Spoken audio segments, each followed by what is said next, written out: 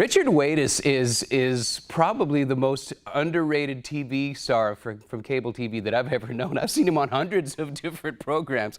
Rich is he's in the marketing department with Magnaflow, but he's a great guy. He's a good friend, and he's a master designer of exhaust systems. Great welder too.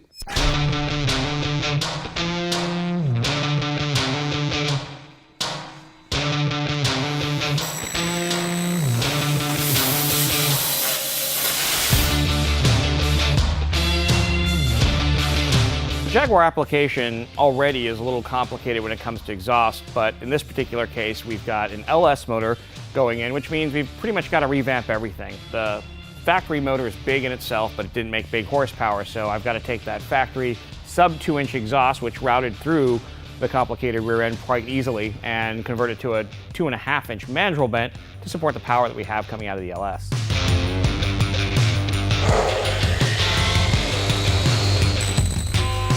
The original exhaust snakes up and through the independent rear suspension system, and frankly, 2.5-inch pipe is too big to do that. So we had to come underneath the cradle, and we needed as much ground clearance as possible.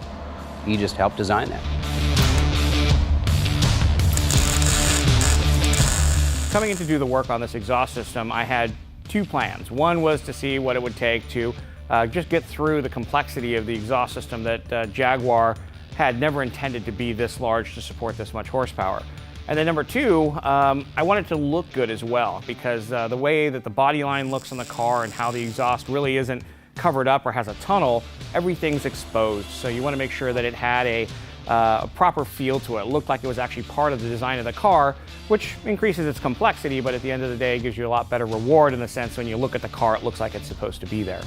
It's funny because, you know, all the TV that I've done, people recognize me as the muffler guy, but they actually recognize my welding mask more, and that's the Boba Fett mask that Tom Strait built for me. And that came out of a relationship on another show where we got to work as friends again, basically doing cool things on cars. And at the end of the day, we were trading some work back and forth, and he had a concept for the mask, and I said, here you go. And it's been my favorite piece of protective gear I've ever had. And a lot of people say that belongs on a wall and it belongs to be appreciated, but at the end of the day, it's too cool not to wear.